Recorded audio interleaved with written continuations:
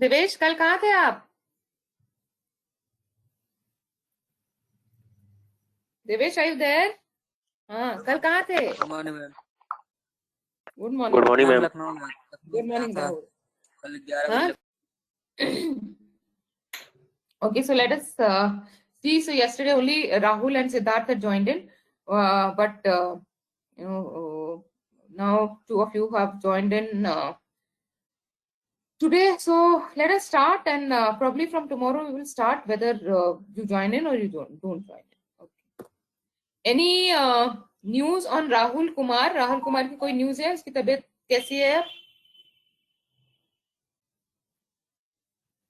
किसी ने बात नो की मैम। राहुल कुमार? नहीं की। यस मैम, बात की थी मैंने कल। क्या हालत है उसकी? ठीक है मैम, टेस्ट करवाने गया था, बोल रहा था ज्वाइन करेंगे, पता नहीं क्यों ज्वाइन नहीं किया। ठीक है, चलो लेट अस स्टार्ट, देखते हैं जो ज्वाइन करेगा अच्छी बात है।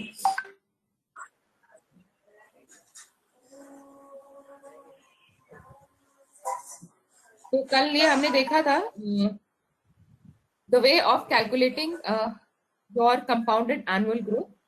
This we had understood later value. Later value is the value of the portfolio on the date you are calculating your return. IV or initial value is the date uh, uh, on the date when you bought it. Okay, so कुछ नहीं है, खास नहीं है, ये आपका cost price है और ये आपका प्रेजेंट वैल्यू है. तो हमें पता है ना हमारी नोशनल गेन या वैल्यूएशन गेन क्या होता है. वैल्यूएशन गेन का मतलब क्या हुआ?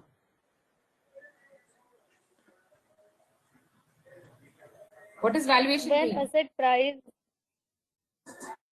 when When asset asset when price asset price gains, increase. increases or Yes. decreases, it only exists something. Yes, that is valuation gain or loss. So LV is your valuation gain or loss, like depending on the present value of your investment. IV is the initial value or the money you have paid. Okay, so CAGR, for example, takes into account the total value of your fund and it also takes the dividend. तो हमने देखा कि when you are buying securities, any kind of securities, you are looking at two types of gains. Okay. Devesh, can you recall कि वो दो type के gain कौन से हैं? जब हम लोग शेयर खरीदते हैं तो हम दो टाइप की गेन सोचते हैं कि हमको दो टाइप का फायदा होगा. तो वो क्या फायदा है, क्या फायदा हम सोच रहे हैं? क्या दो टाइप के फायदे हमें हो सकते हैं अगर हमने शेयर में इन्वेस्ट किया है तो?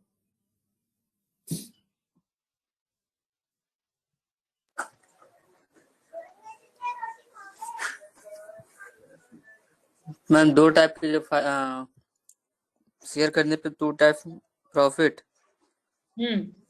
पूछे ना। हाँ, दो टाइप के प्रॉफिट्स होंगे, मतलब दो टाइप के बेनिफिट्स होंगे. बेनिफिट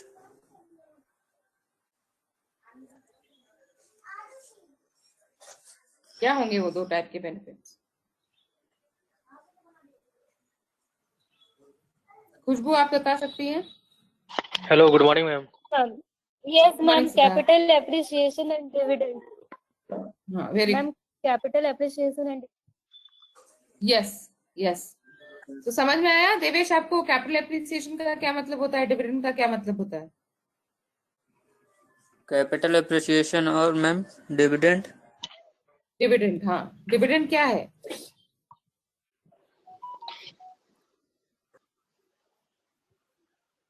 डिविडेंड क्या Hello. होता है? हाँ, Yes. मैम मेरी आवाज आ रही है? हाँ, आ रही है Siddharth. You want to answer that question, what is dividend? Okay, ma'am.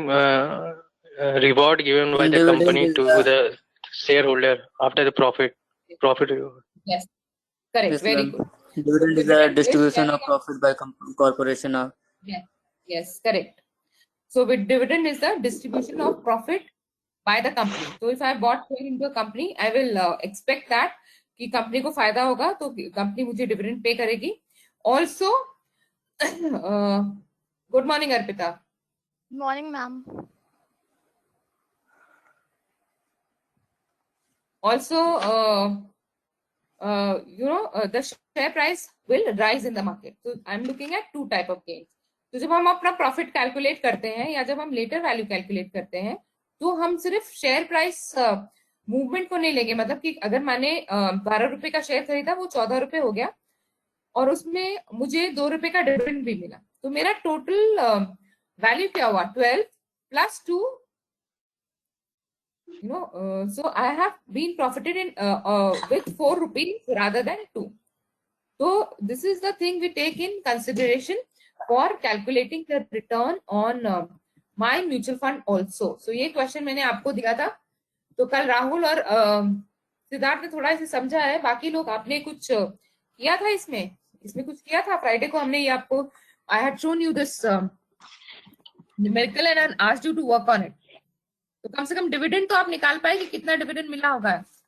1 जनवरी को कितना डिविडेंड मिला होगा? Arpita, did you try this? How much dividend would the customer have got on 1st of January 2009? Sorry, ma'am, I was unable to revise this. I'm really sorry for that. Okay, तो अभी calculate करके बता दो. It is just a 1 ma'am. minute job. How much dividend would the customer get?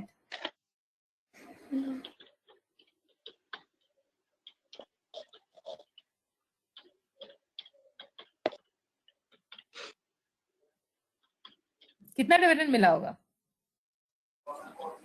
10,000, 1,000. Ma'am, is it 1,000? No, it is 2,000. Correct, 1,000. है ना? For this, we'll have to first calculate the number of unit. He invested 10,000. Unit price is 10 rupees per unit, so he's got 1,000 units. And the scheme paid out dividend of 1 rupee per unit, so he's got 1,000 rupees. Now the difference here is when you are calculating CAGR, instead of this 1,000 rupees going to the bank account, it is assumed that the customer has reinvested it in the scheme. Okay, so that means the 1,000 rupees which he has got, he has used this to buy more units of the same scheme. So how many units will he get? Can you calculate how many units will he get in 1,000 rupees? 100 units, ma'am. No. You cannot take the unit price. You have to take the NAV. Now, if he invests, he will have to invest at NAV, no?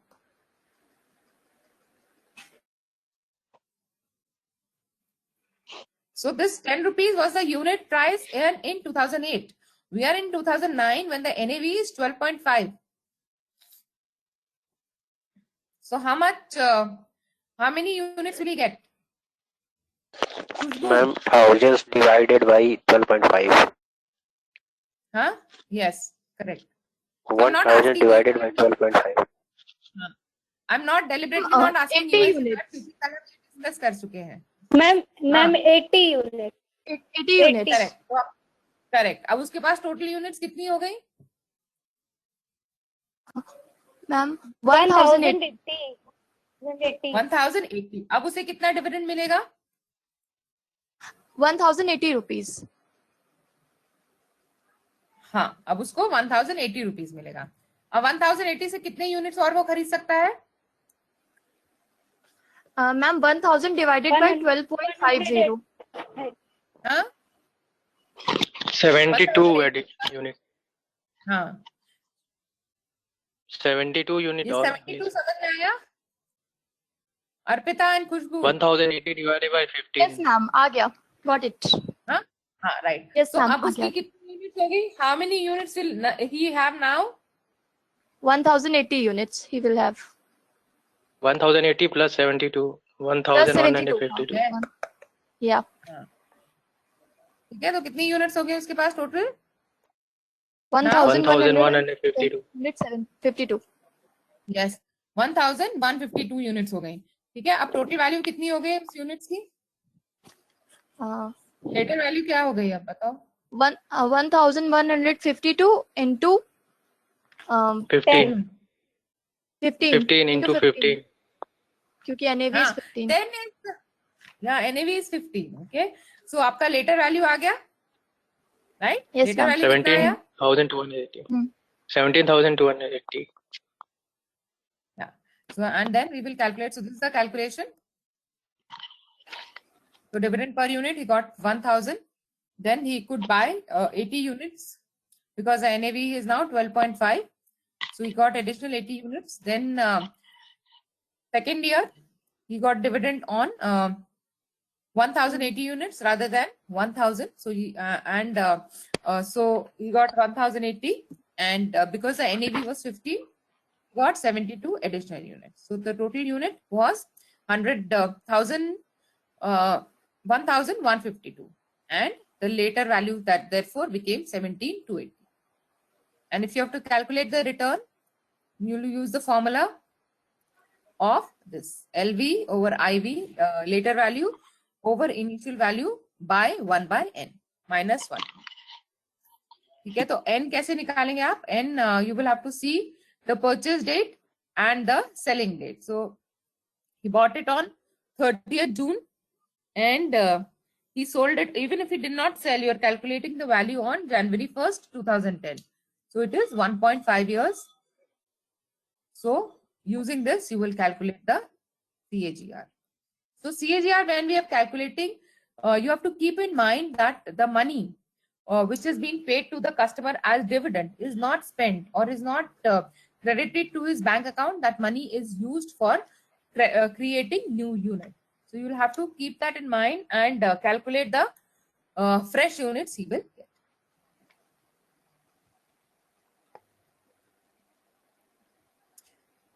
So this we have seen, mutual funds are not permitted to promise any returns unless it is an assured return scheme.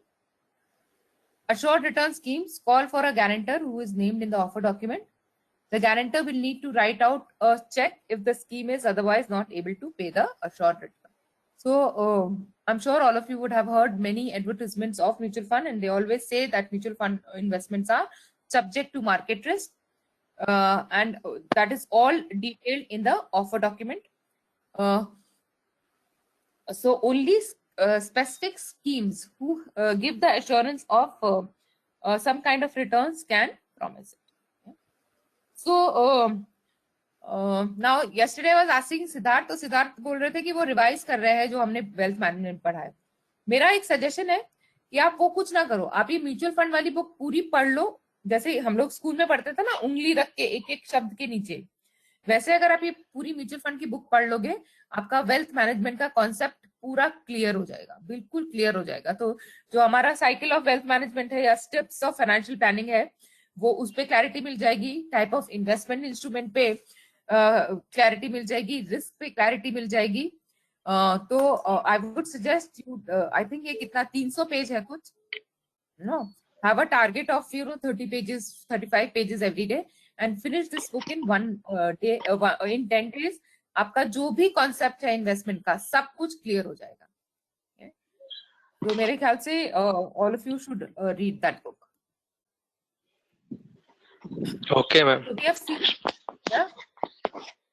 तो जिसको ठीक है wealth ma'am, उसको management करना है, relationship management करना है, उसको ये बुक पढ़ना बहुत जरूरी है. बाकी तो अगर आप रिटेल बैंकिंग में जाना चाह रहे हो, then also it will help. Retail banking में भी banks distribute mutual funds, and as we have seen, only a person who has a certification in mutual fund can distribute it. तो अगर आप बैंकिंग में जाना चाहते हो, कस्टमर फेसिंग रोल में जाना चाहते हो, तो you know this knowledge is very important.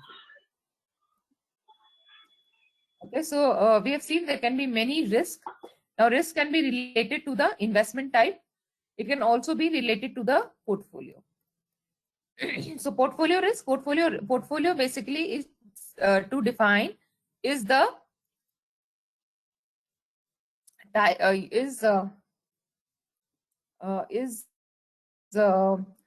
collection of all the investments. So the risk associated with the portfolio is a portfolio risk.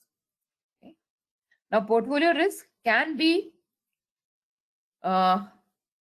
managed by diversification. So for example, I have a portfolio which has 90% of equity.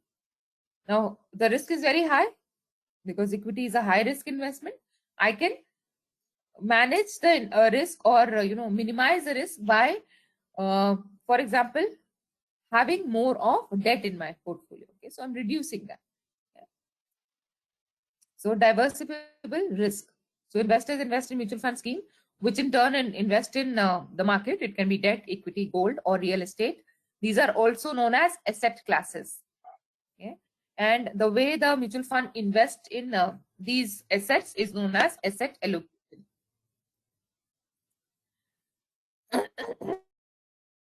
So there's no certainty regarding the performance of the market. The value of the portfolio and NAV of the scheme fluctuate, that we have seen. Various investments have different level of risk.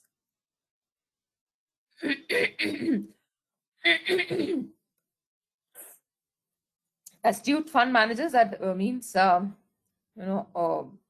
hardworking and intelligent fund managers have to understand the inherent risk and design portfolio that seek to moderate or enhance the risk as per the investment philosophy of each scheme.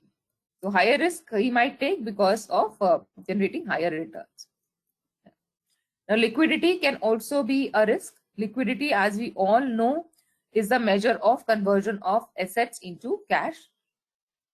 So in case some assets cannot be sold, they become illiquid, then it will be a liquidity risk. So the fund manager also have to measure, ensure the liquidity of the portfolio. So we have seen liquidity as a measure of performance for various companies as well, and so liquidity is also important for a mutual fund scheme. So SEBI has therefore laid down criteria to identify illiquid investment and also set a ceiling to the proportion of such illiquid investment in the net assets of a scheme. When all the investments are liquid, there is transparent market benchmark for its value. So we had seen for calculation of the NAV, we have to take the market value. However, there might be some investments which are not traded or which are illiquid. You have to value them as per a certain matrix. Okay? And obviously, SEBI has a say or a guideline in how you will measure the value of your illiquid assets.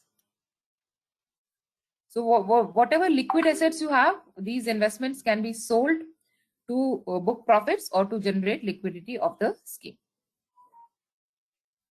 But same is not the case in case of illiquid securities. And as we have seen, open-ended scheme requires more liquidity because investors can sell their units back to the mutual fund anytime. So an open-ended scheme requires more liquidity. So the prescribed ceiling is lower for open-ended scheme, which have to which needs a greater liquidity because investor can offer their units for repurchase at any time.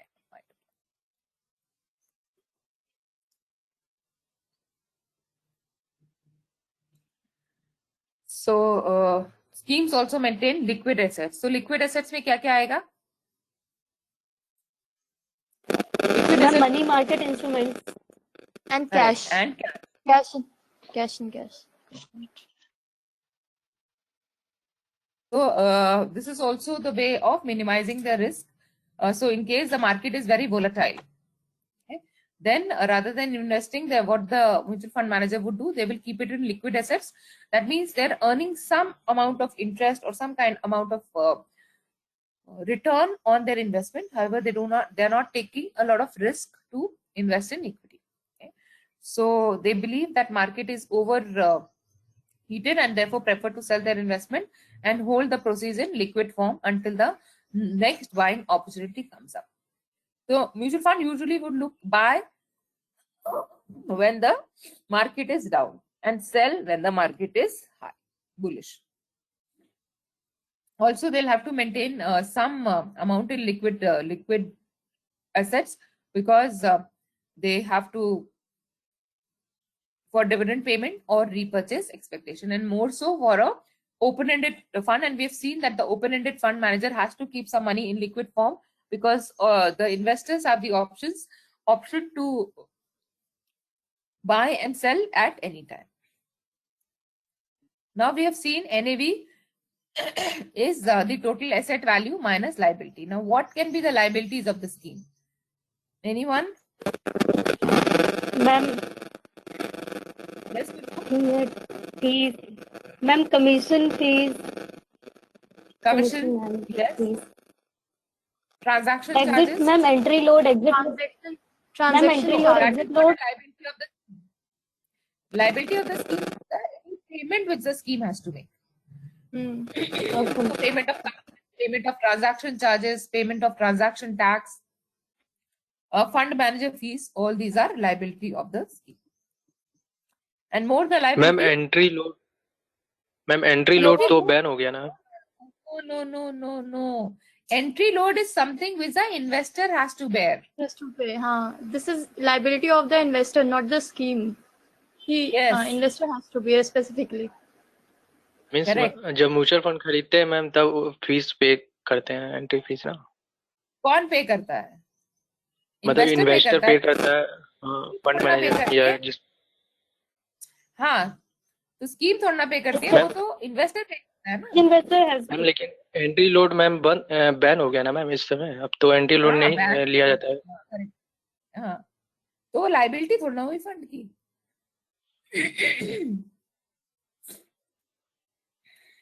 लेकिन ma'am exit तो load जो fees है वो लिया जाता है अभी भी. उसमें स्कीम की क्या लाइबिलिटी हुई? अगर एग्जिट लोड ले रही है स्कीम, तो स्कीम की क्या लाइबिलिटी हुई? मैम कुछ स्कीम की नहीं liability हुई मैम, स्कीम की तो एसेट हो गई. तो जब हम यहाँ पे स्कीम की लाइबिलिटी की बात कर रहे हैं, तो उसमें क्या क्या आएगा? जो भी स्कीम को पे करना है, कमीशंस और transaction charges, transaction tax, and also the scheme has to pay this liability irrespective of the performance of the asset. So the outside ma'am liability dividend किस में आएगा मैम? डिविडेंड एसेट में आएगा कि लायबिलिटी?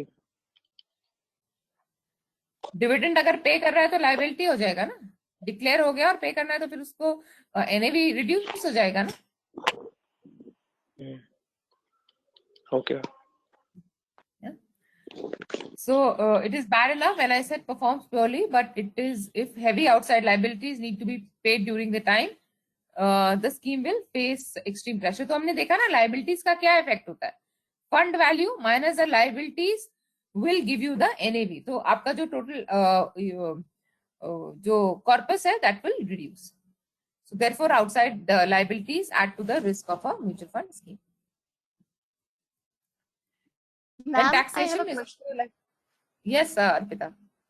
मैम जब हम लोग जैसे कि क्रेडिट वगैरह की रेटिंग करते हैं, तो अगर हमें स्कीम को रेट करना है तो वहां पे क्या क्या फैक्टर्स को कंसीडर करेंगे? क्योंकि कल I was reading an article, so there was written NAV is not much of the value and there was so many things. मतलब I will ask in the after the class, लेकिन वहां पे लिखा था NAV is not of much consideration. तो हम वहां पे और क्या क्या एनएवी से अलग मतलब और क्या क्या कंसीडर करेंगे और क्या See, पोर्टफोलियो NAV तो के अलावा डेफिनेटली मैम देखेंगे. मैम नेट पे हम भी how देखे the थे fund तो has उसमें performed ये ऐसा against the benchmark. हाँ Yes. मैम हाँ. एनएवी का उसमें देखे थे मैम, तो उसमें मतलब दिखा रहा था कि एनएवी जरूरी नहीं है कि जिसका ज्यादा हो या कम हो उससे कुछ फर्क पड़ेगा.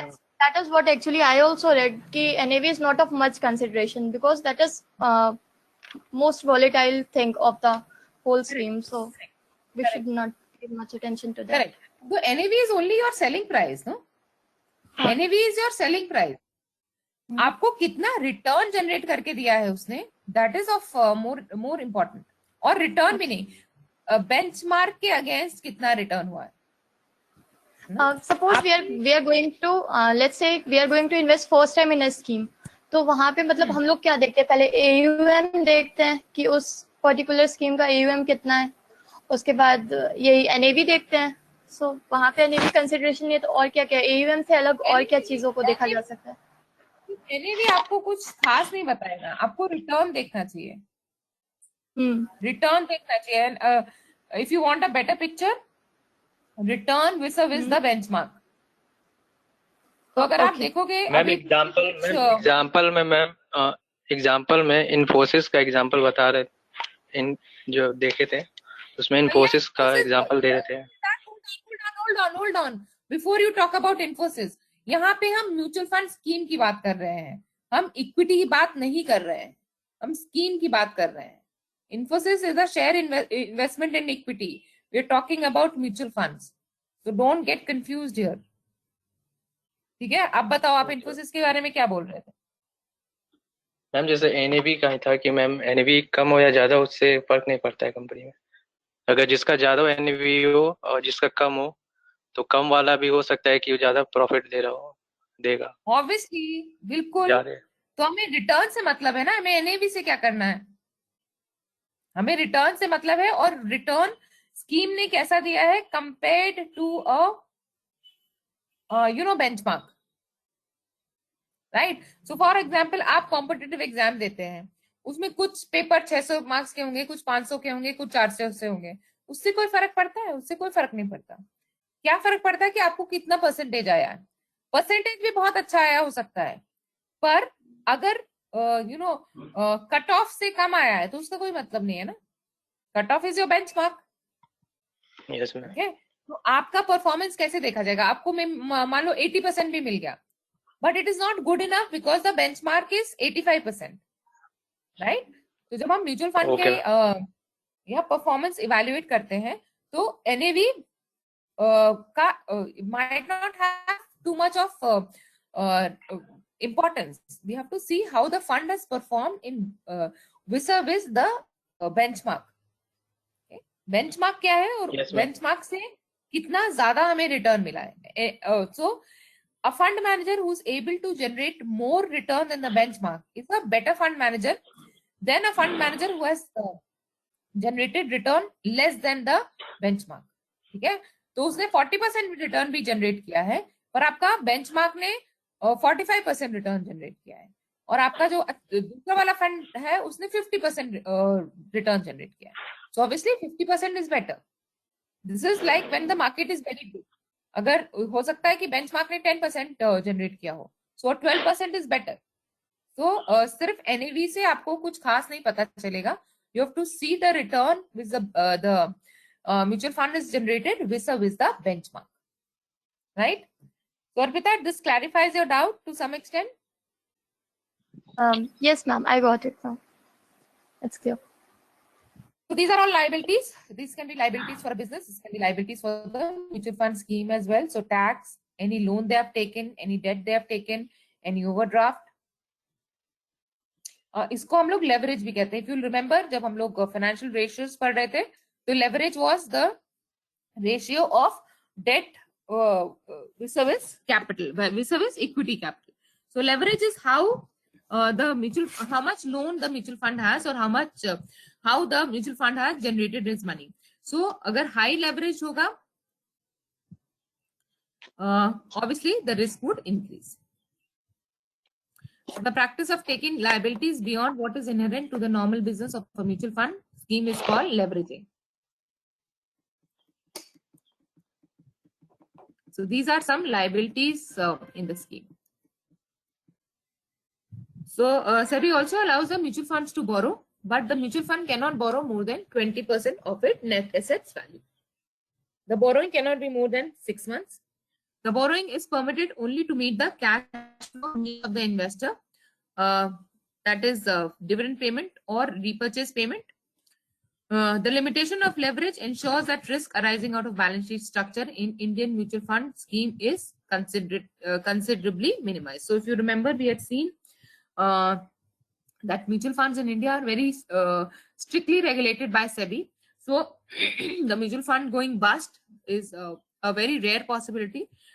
So अगर किसी के borrowing बहुत ज्यादा हो जाती है, 100% of the net asset value, obviously it will become bankrupt. So SEBI has put a limit to that borrowing.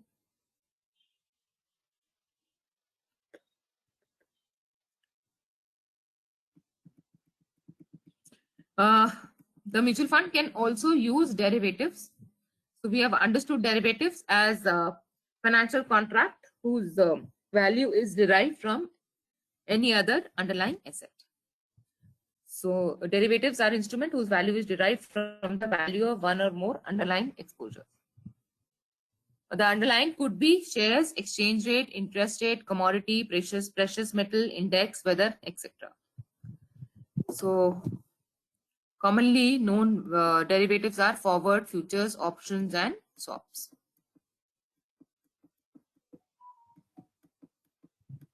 So there are some The mutual fund also has exposure in some derivative contracts that when the market goes down, the derivative contract will earn money for the investor. So this is also hedging your risk or minimizing your risk. So market gir bhi gaya, then also I will recover the money by investing in the derivative.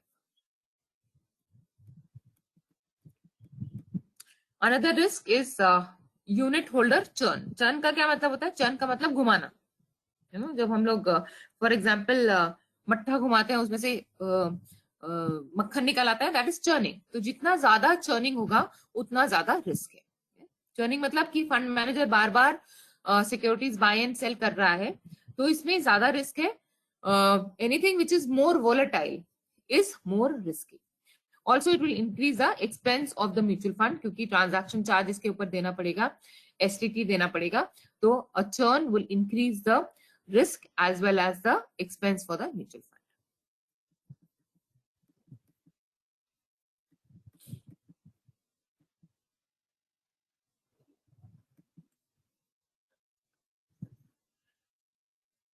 So if an investor in an open-ended scheme offers his unit to repurchase, then the scheme needs to pay the investor, that we know. When such repurchase go beyond the level of liquid assets and inflows through sale of new units, the scheme is forced to sell investment in its portfolio to generate liquidity. The liquidity pressure forces the scheme to sell assets below their intrinsic value. Consequently, retail investors suffer for the fault of others.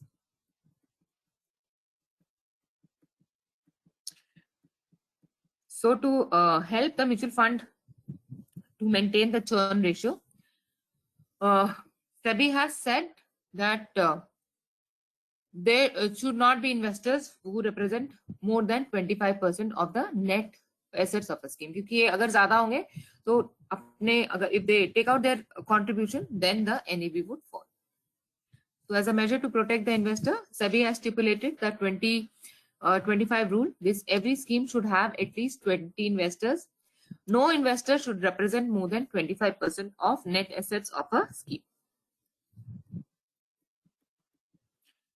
Then rebalancing. Okay. Rebalancing is, for example, a mutual fund has come up saying that there are hybrid fund. 60% they will invest in shares and 40% they will invest in equity. Okay. पर क्या हुआ कि share prices बढ़ गए. When the share prices rise, obviously the total value of equity also rises in proportion. So now your debt equity ratio becomes, say, 62 and 38.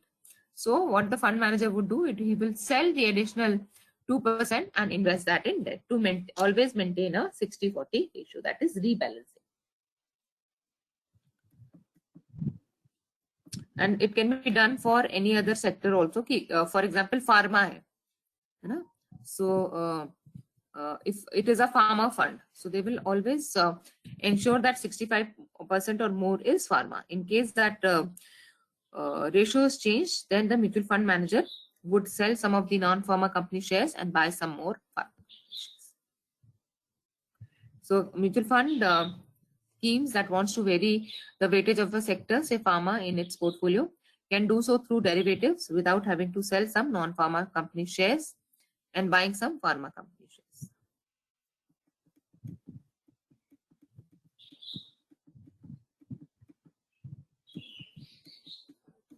So we've seen mutual funds use hedging by taking to minimize the risk by taking exposure in derivatives. So they can rebalance the portfolio by taking, rather than buying the actual asset, they can now do it through the derivatives as well. So there can be an economic way of managing the investment exposure. Mutual funds are permitted to use derivatives for hedging against risk or rebalancing the portfolio, but not leveraging. Mutual funds are barred from writing options. They can buy options or purchase instrument with embedded written option. Options are kind of derivatives. Now there are two aspects of options. You can buy an option, you can sell an option. So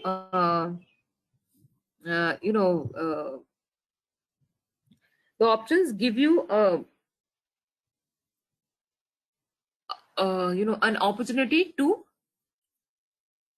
exit. अगर आपको loss हो रहा है तो अगर आप option buyer है so you necessarily do not get into a settlement. So for example मैंने कोई ऑप्शन खरीदा था कि I will buy the share at a higher price from the market. Okay, but after 15 days the price of the share has decreased. So now I will not buy, so I can exit. So option mutual fund can only be the buyer, but seller जो होगा उसको ये trade settle ही करना पड़ेगा. So mutual funds are allowed to buy but not allowed to sell. Then there are also generic risks. So equity market seek to reflect the value of the real economy. In performing this role, following significant risks come up. तो अब economy में हमने देखा economy हमेशा एक तरह से नहीं चलती है. There are ups and downs.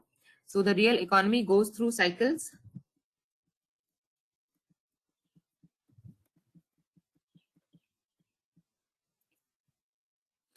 So until 2008, for a few years, the economy was booming. 2008, अगर आपको याद हो हम लोग ने एक एक्टिविटी भी की थी, the Lehman Brothers collapse. So things in 2009, things started changing and 2009 was gloomy. However, an economic recovery was being seen. तो अभी अगर आप पिछले 1-1.5 साल में देखो तो we have not been doing very well on the economic front because of the pandemic, and that is reflected in the equity market. So in the long run, equity markets are good parameters of real economy, but in short run, markets can get over optimistic and over pessimistic, leading to spells of greed and fear. So आज एक article है Times of India में I was reading is there is a caution on the stock market. तो stock market अगर आपने देखा हो, Sensex for example had reached 52,000. Analyst says that your market capitalization, I hope all of you by now remember market capitalization. So can you tell me, Siddharth, what is market capitalization? क्या होता है market capitalization?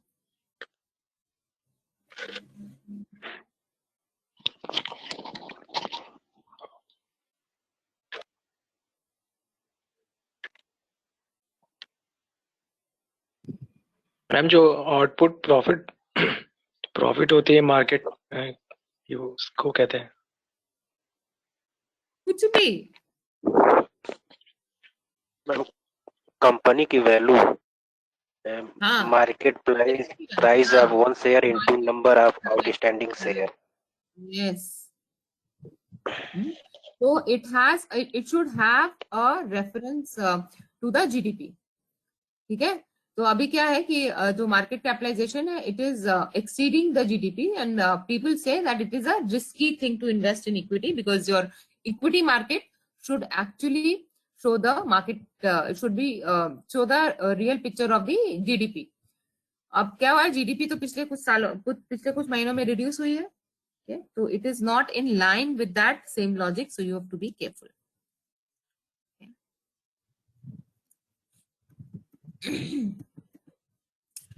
ठीक है. अब depending on the portfolio also the risk can be there.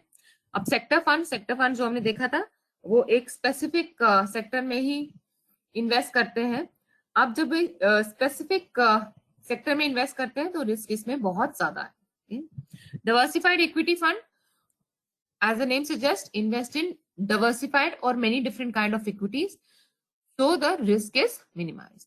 Thematic fund again are more broad-based than sector, but still they are riskier than diversified equity.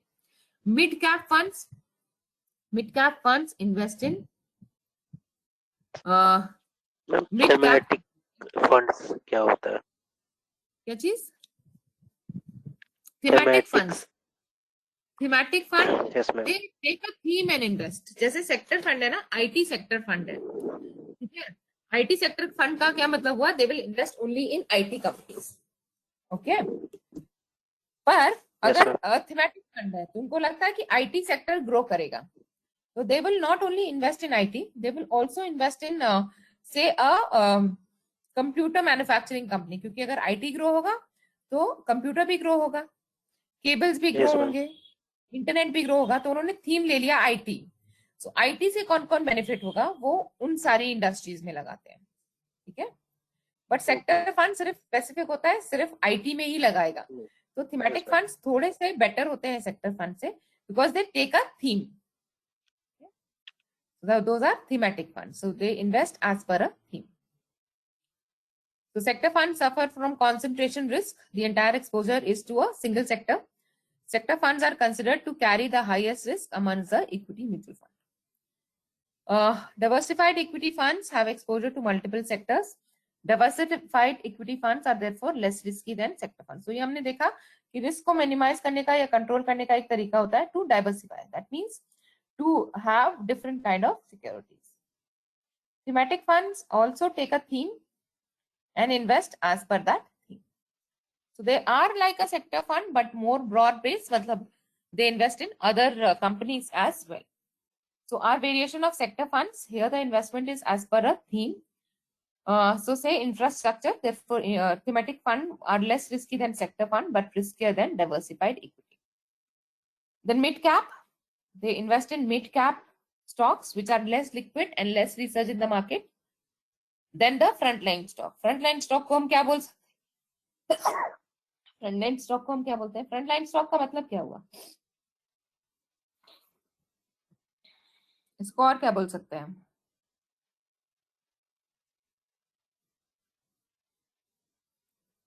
Anyone? खुशबू? इसको क्या बोल सकते हैं?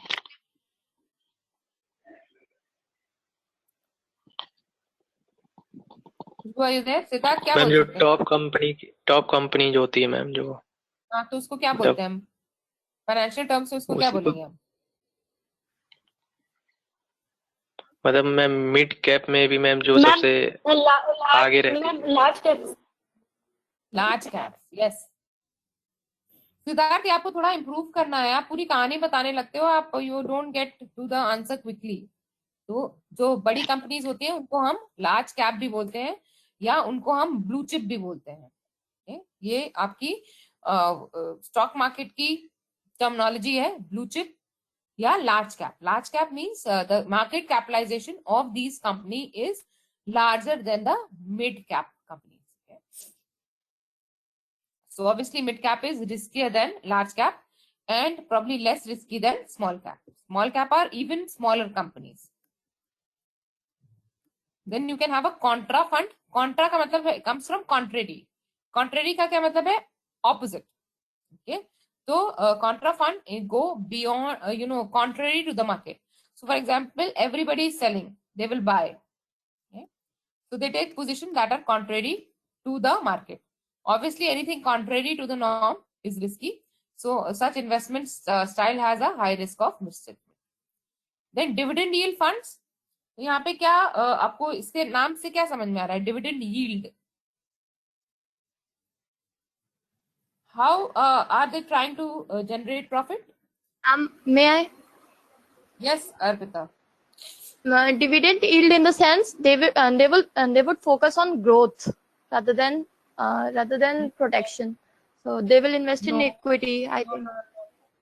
They will invest in equity, but what kind of? Ma'am, they give regular income. Yes, and how will regular income come from? Where they will have to invest to get regular income?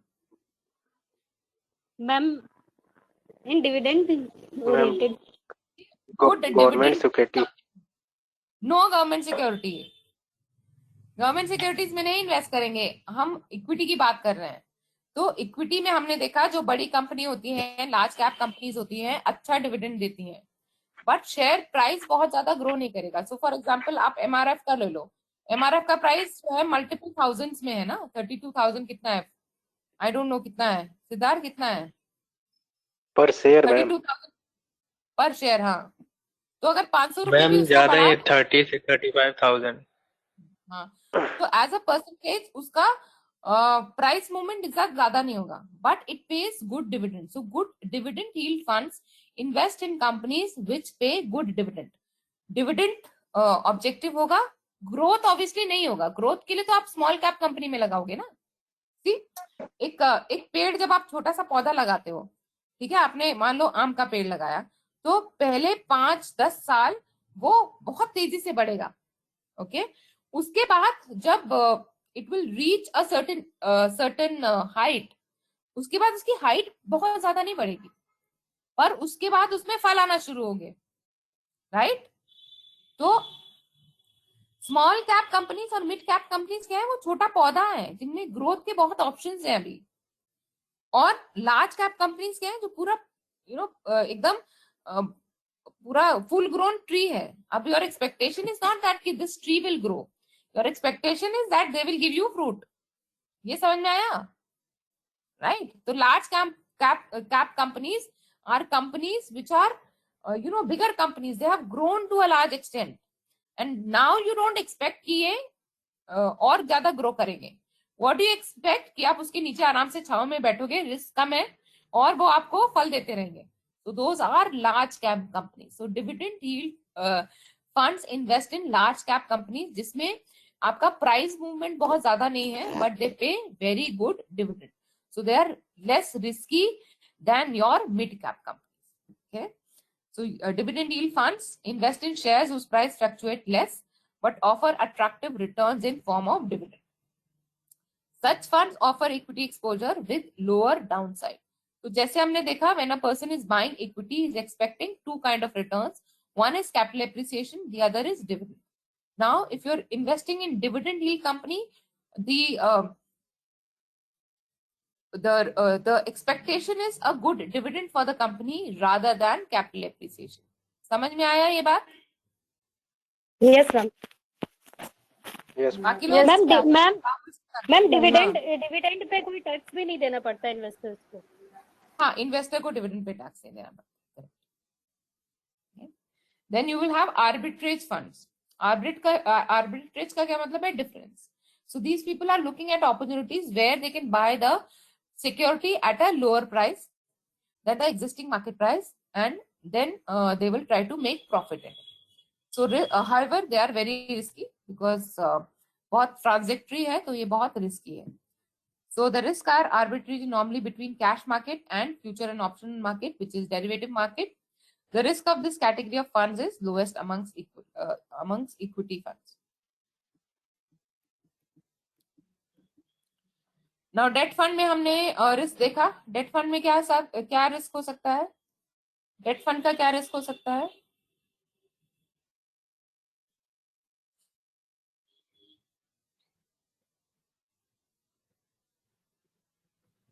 बताओ भैया, date fund का क्या risk होता है?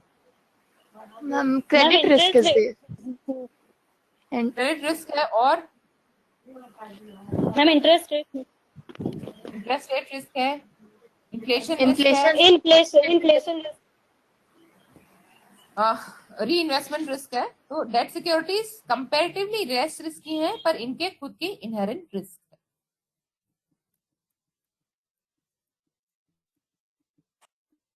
Liquidity risk भी तो है ma'am.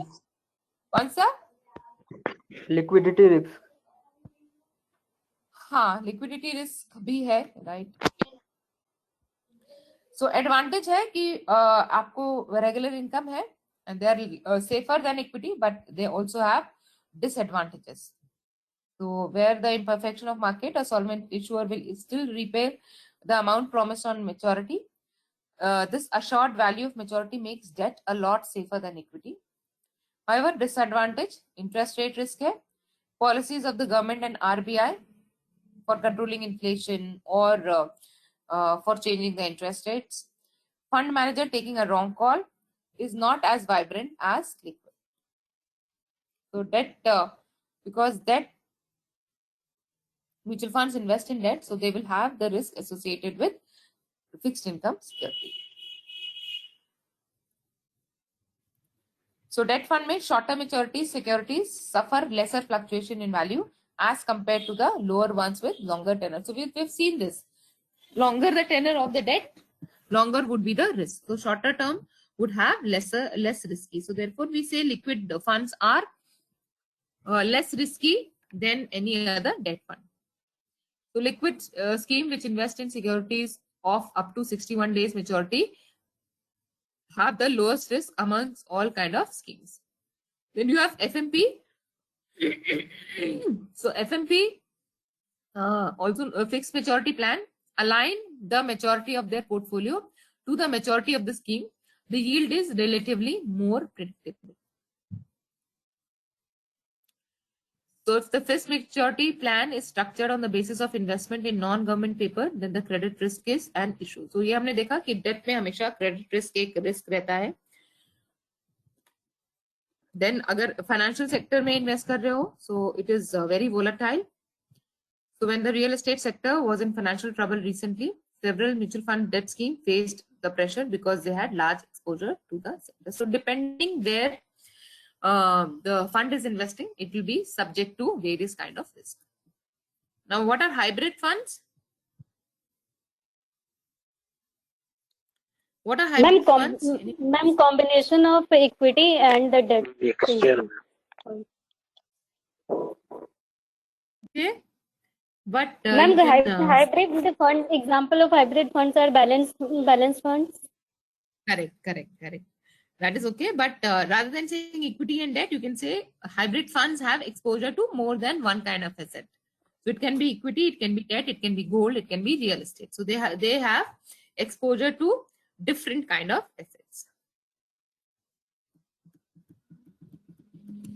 So they can be mix of debt and equity. They can be also mix of debt, equity, and gold. They can also be a mix of debt, equity, and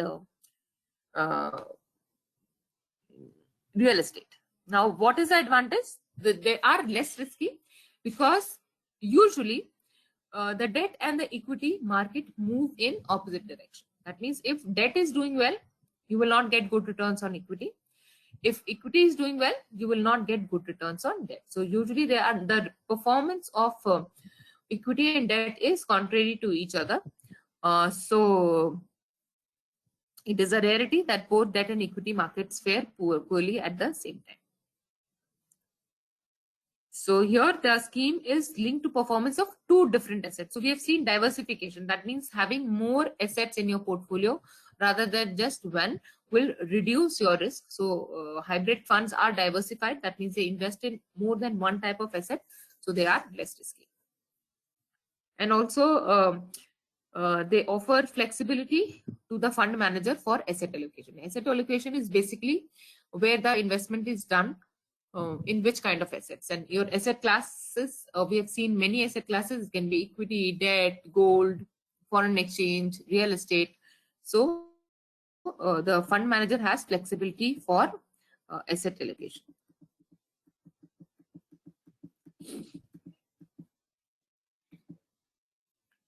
So hybrid funds can switch a large part of their portfolio between debt and equity depending on their view on the respective markets.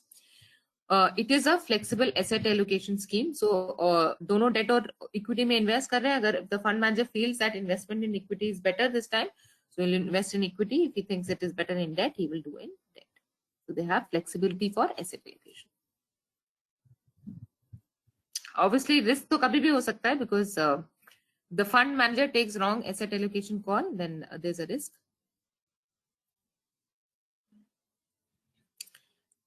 The risk is higher in flexible. तो जितना change होगा उतना risk है. Between fixed asset allocation and flexible asset allocation, the latter carry high risk. So your flexible asset allocation would have a higher risk. Now gold funds, the value of this is linked to gold. So performance of market value of gold will have an effect on the returns of the customer investing in gold funds. Investor in gold funds needs to be sure what kind of gold fund it is, gold sector fund or ETF. Gold does well when other financial markets are in turmoil. So if the equity is in turmoil, gold will do well. When the country goes with war and the currency weakens, gold funds give excellent return.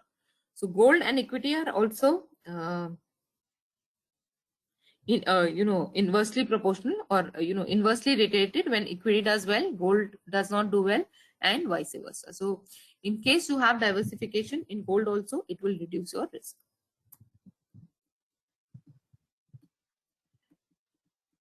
Then you can also have real estate as an asset class. Obviously, it is risky. So every real estate asset is different. Valuation of real estate asset is therefore highly subjective. Real estate transactions suffer The curse of black money. Transparency is therefore an issue. Transaction cost in form of stamp duty, registration fees, etc. are high. Therefore, your returns will be affected. Regulatory risk is also high in real estate, as is the risk of litigation and other encumbrances. Real estate is less liquid asset class. The intermediation chain of real estate agents is largely unorganized. Poor corporate governance standards increase the risk in investing in their security. So we have seen different asset classes can have different kind of risks. So these are some risks associated with real assets. Real estate. Okay, now we've been talking about risk, but what is the measure of risk? Now, how do you define risk? What is the meaning of risk? Risk है सब बोलते रहते हैं हम लोग कि equity में risk है, डेट में रिस्क कम है, इंटरेस्ट रेट रिस्क है, ये रिस्क है, वो रिस्क है. रिस्क का क्या मतलब है? What is the meaning of risk? When we are not getting return, when we are not getting return more than our investment. Yes. So risk is anything which prevents you from meeting your expectation. That is a risk. So you have to measure the risk, and I've been always telling you, financial sector is filled with risk, but financial sector people don't take uncalculated risk. They calculate the risk, they understand the risk, they measure the risk and try to minimize it. Okay. So let us understand how risk can be measured. What are the measures of risk?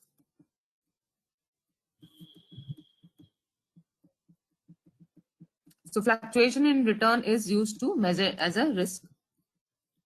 So we have to look at the returns and then their fluctuation measure. जितना ज़्यादा fluctuation होगा, fluctuation मतलब change, जितना ज़्यादा fluctuation होगा उतना ज़्यादा risk. Market up and down.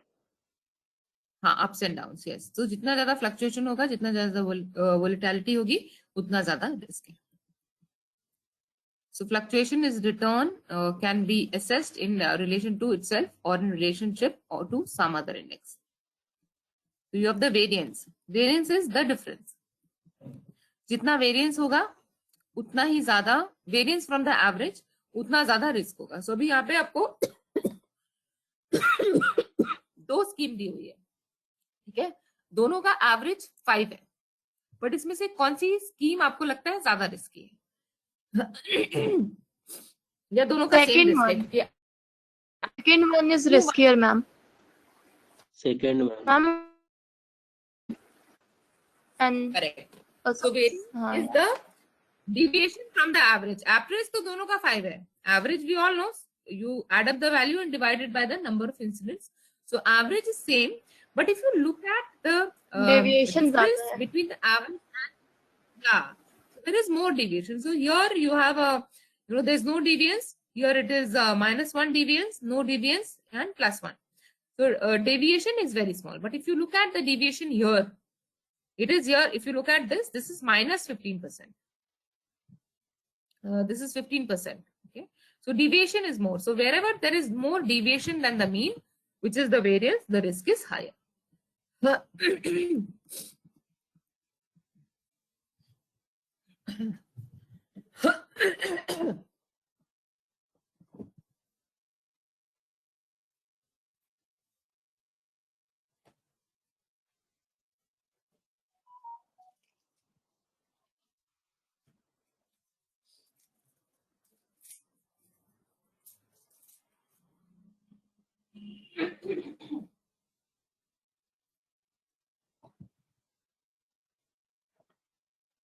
So as we've seen, although both schemes have same average return, the periodic return fluctuates a lot more for scheme 2. So variation measures the fluctuation in periodic returns of a scheme as compared to its own average. So I have told you this earlier also in your mutual fund exam or mutual fund certification. You're allowed to use Excel. So you can calculate variance using your Excel. and variance is the measure of risk in relevant both to both debt and equity. ठीक है. अब इसमें इसका ज्यादा variance होगा, date का ज्यादा variance होगा कि इक्विटी का ज्यादा वेरिएंस होगा? Equity. इक्विटी का ज्यादा वेरिएंस होगा, क्योंकि डेट में तो आपका यूजुअली फिक्स इनकम है, तो बहुत ज्यादा वेरिएंस नहीं होगा, इक्विटी में ज्यादा वेरिएंस होगा. स्टैंडर्ड डिविएशन तो आपने पढ़ा होगा. Standard deviation is nothing but the square of variance. Now variance negative में भी आ सकता है, नेगेटिव no, but if you calculate the square It will be positive. it will come. Okay, so standard deviation is equal to the square root of variance. So it's the square of variance. So you can also calculate this using the Excel. So these are two ways of calculating risk. One is variance, the other is standard deviation. Okay, and both can be used for both equity and debt. Then another calculation of risk is beta.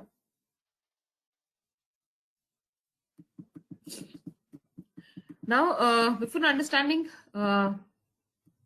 beta, let's understand the two risks in investing. So you have two risks. One is systematic risk and one is unsystematic risk. Systematic risk क्या है? Systematic risk is risk of the system, of the financial system, which is same for everything. So whether I buy stocks of Infosys or I buy stocks of a smaller company, अगर India का war हो जाता China के साथ, okay? India का war हो जाता है तो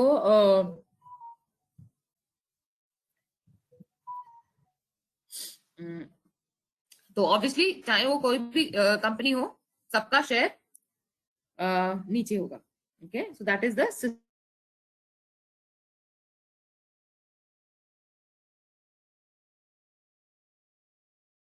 systematic risk.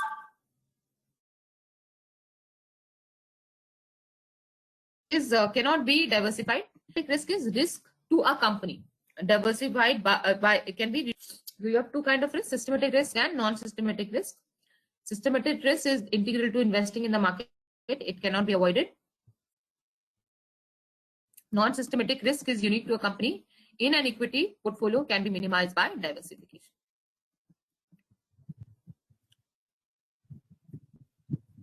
तो बीटा आप कैलकुलेट करते हैं, how much your return is different from the index. अब इंडेक्स क्या है? इंडेक्स क्या है? Ma'am BSE and NSE stocks है. हाँ, Stock exchange. NSE तो इंडेक्स है, but है, हाँ, what are they? What do they represent? Ma'am, they represent stocks of top 50 companies of the country. Do they have stocks? Sensex represents top 30, whereas Nifty represents top 50. So basically, Sensex represent the change in value of shares.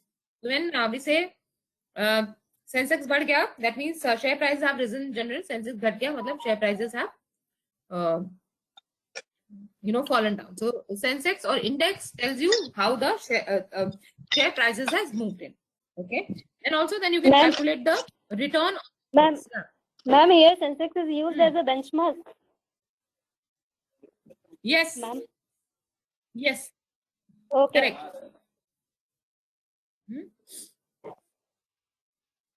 So Sensex is the benchmark. Yes.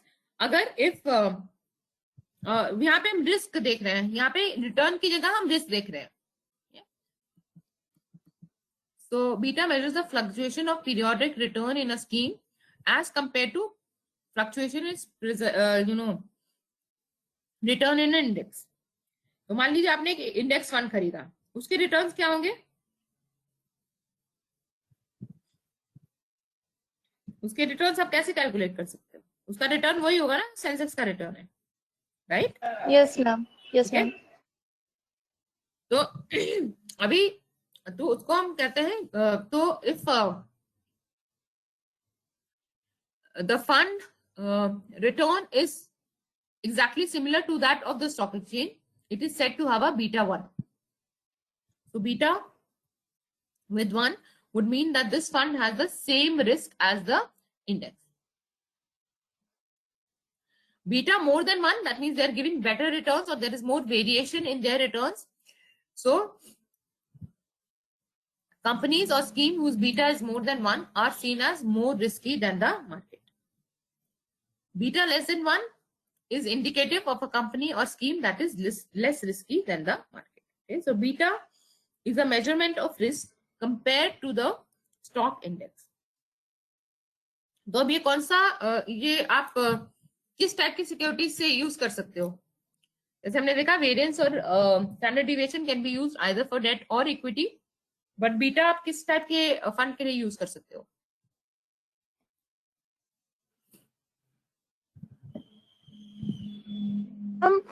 Index based fund we have Only studied. equity. I- Only equity. You can use beta only for calculation of risk in equity. So beta as a measure of risk is relevant only for equity shares. अच्छा, modified duration. Modified duration किसी को याद है? Anybody? Yes, ma'am. हाँ. किस type के instruments में होता है Modified duration? it could be in mutual funds. And- Very नहीं, no. नहीं. Sorry. I remember.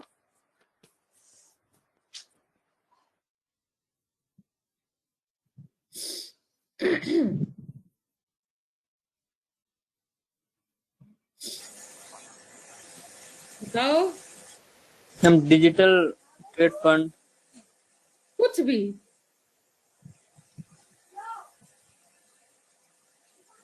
कौन से टाइप के इन्वेस्टमेंट के लिए यूज होता है?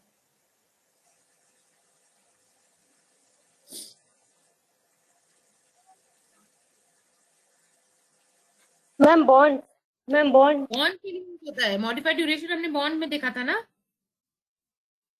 Yes, ma'am. या कुछ याद क्यों नहीं रहता तुम लोग को? सब कोरिलेट कुछ नहीं कर पा रहे हो. So we have seen if interest rate change, the modified duration also changes. So the measures the sensitivity of value of debt security to changes in interest rates. Modified duration as a measure of risk can be used only for debt securities. Higher the modified duration, higher the interest sensitive risk in a debt portfolio.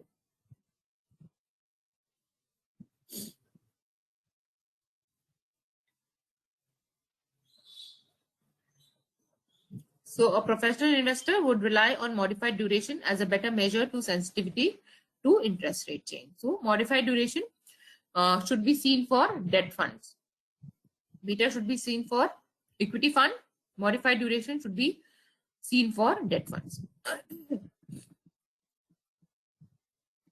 Now maturity would only be in debt instrument. Maturity you don't have for equity instruments. We have to look at weighted average maturity. Now higher, the longer the maturity of a debt security, higher would be the interest rate sensitivity. Therefore higher risk. क्योंकि लंबा है ना fund, उसके बीच में interest rate बहुत बार change हो सकता है, तो इसका रिस्क ज्यादा है. So longer the maturity of a debt security, higher would be the interest rate sensitivity. Extending the logic, weighted average maturity of debt securities in a scheme portfolio is indicative of a interest rate sensitivity of a scheme. So fund managers would look at the modified duration then rather than interest rate sensitivity.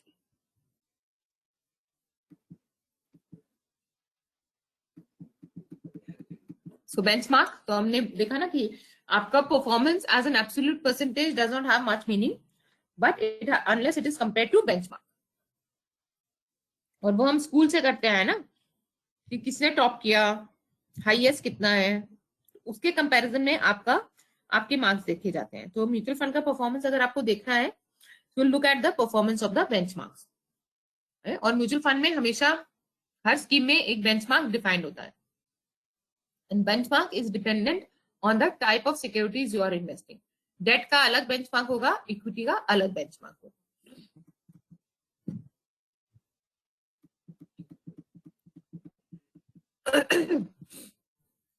So benchmark is an approach to assess the performance in a predefined, a comparable, or a benchmark against which the scheme can be compared.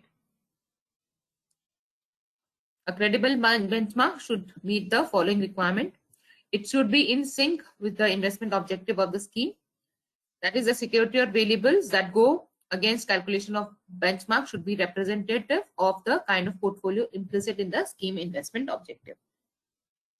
So, for example, a fund investment objective is to generate capital appreciation by investing in, say, small cap companies. You cannot compare it with the return which large cap companies have achieved. So you'll have to compare it with the investment in index of the small cap companies.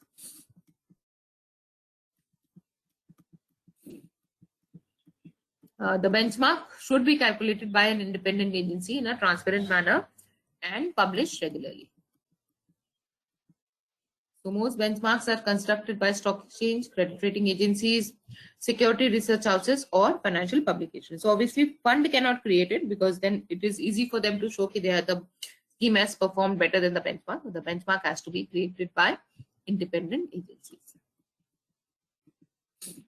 For equity, the closest, simplest benchmark is index fund. The investment objective is clear on the index that scheme would mirror. The index would have then be benchmark of the scheme. For other scheme, choice of benchmark is subjective. And now this is also one important information to be given to the investor at the time of NFO as to what benchmark would be considered, and it is decided by the AMC in consultation with the trustees.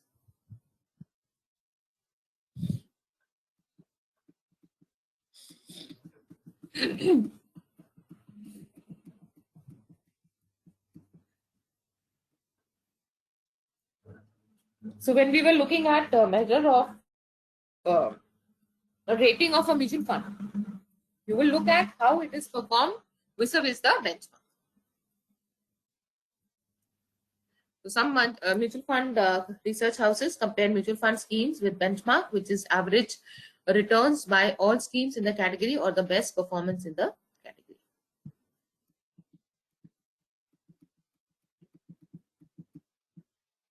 So आपने देखा होगा ना NSC में for example अलग-अलग benchmark है. You have a say for example you have a Nifty Bank. तो वो क्या बताएगा? वो आपको बैंक के शेयर प्राइस मूवमेंट बताएगा. So if you have a sector fund, which is a banking sector fund, that index would be a better representative of the benchmark. So a sector fund, as we know, would invest in only the concerned sector, while diversified fund will invest in all sectors. Therefore, diversified funds need to have diversified index like BSE Sensex or Standard & Poor's, CNX Nifty, or BSE 200 or BSE 500 or CNX 100 as a benchmark. Sectoral funds select sectoral indices like BSE BankX, BSE FMCG Index, CNX Infrastructure Index, and CNX Energy Index. So basically, it's trying to tell that your comparison should be with the same category of investment rather than being generic. So for example, if you get benchmark in English would be 85, highest would be 85 in English, but maths highest can be 100. So you have to look at select the benchmark depending on the type of scheme.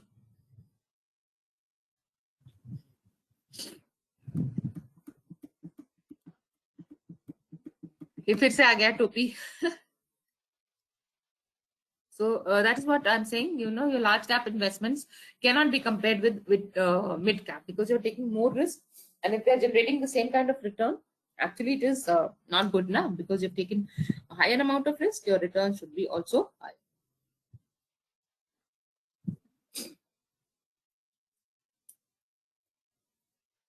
So some diversified equity funds invest in large companies. Then there are others that focus on mid cap, and there are small cap also.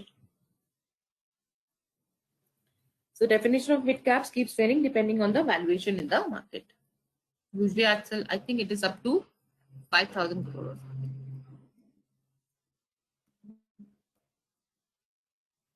Yeah, so companies with market capitalization of 1,500 crores to 10,000 crores is mid cap. Anything lesser is small cap. Anything higher is large cap.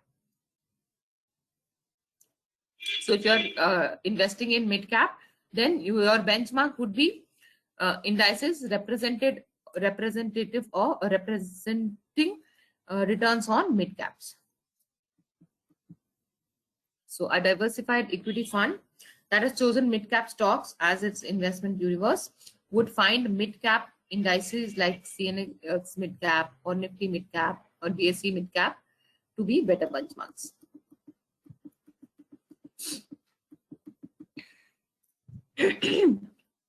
Some diversified equity funds prefer to have fewer stocks in their portfolio. For such schemes, appropriate benchmarks are narrow indices like BSE Sensex or NSE Nifty. If the scheme is investing in more number of companies, they will have a broader indices like BSE 100, BSE 200. So ये समझ में आया ना, BSE Sensex में सिर्फ 30 companies के share prices track होते हैं.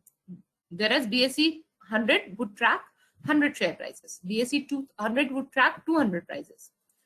S&P CNX 500 would track 500 stock prices.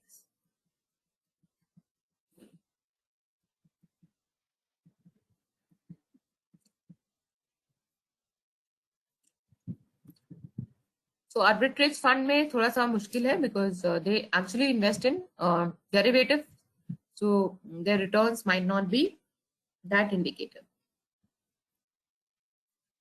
So arbitrage funds invest in equities, but their underlying exposure is not in the equity market. The reason for this seemingly contradictory statement is that arbitrage funds take opposite position in cash and forward and option market. Future and option market. Apart from various technical factors, funding cost drivers and spread between the two markets. Therefore, benchmark for arbitrage fund is generally a short-term money market index, although they are categorized as equity scheme. So this I've been telling you, your benchmark for equity schemes have to be different than benchmark for your debt scheme. So SEBI guidelines, the benchmark for debt should be developed and researched by rating agencies recommended by AMFI and CRISIL. So ICICI Security and NSE have developed various such indices.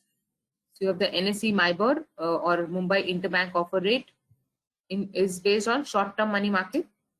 NSE similarly has indices for government securities market, and they are available for different variations. So obviously you cannot compare returns on short-term investment and long-term investment. They have to be different. So they have different indices, 1 to 3 years, 3 to 8 years, 8+ years, treasury bills.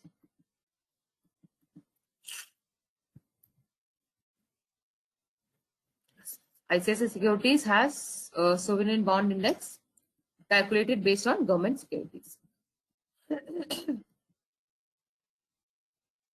So you have SIBEX for shorter term, MIBEX for 3 to 7, mid-term and long-term for more than 7 years.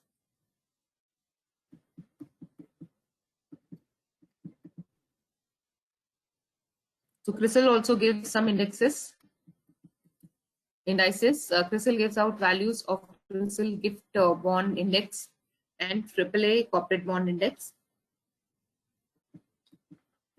So liquid fund का अलग होता है, hybrid fund का अलग होता है.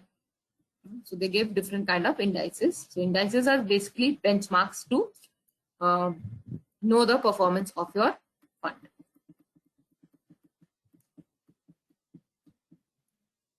So different kind of funds invest in different kind of securities. Therefore, they will have different kind of indices. So liquid scheme, for example, invest in security of less than 61 days maturity. Therefore, a short-term money market benchmark like NSE, MIBOR or CRISIL Liquifex is suitable. Non-liquid securities can use one of the other indices mentioned above depending on the nature of the portfolio. So in debt also you can invest only in government securities, which is collectively known as gilt fund. Indices based on government securities are appropriate. Debt funds that invest in wide range of government and non-government securities need to choose by benchmark that are calculated based on diverse mix of debt securities.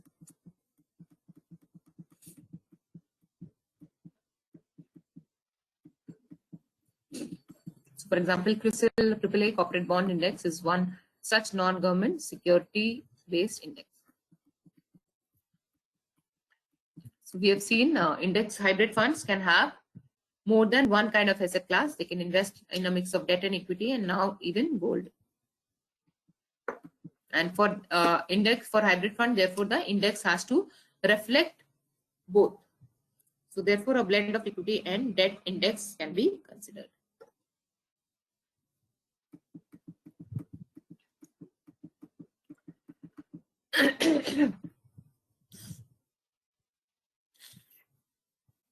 So for instance, our hybrid scheme will assist with asset allocation of about 65% in equity and balance in debt. Can use a synthetic index which calculated at 65% of BSE Sensex and 35 of the IBEX. So दोनों चीज है, debt भी है, equity भी है. So you will take both for benchmarking it.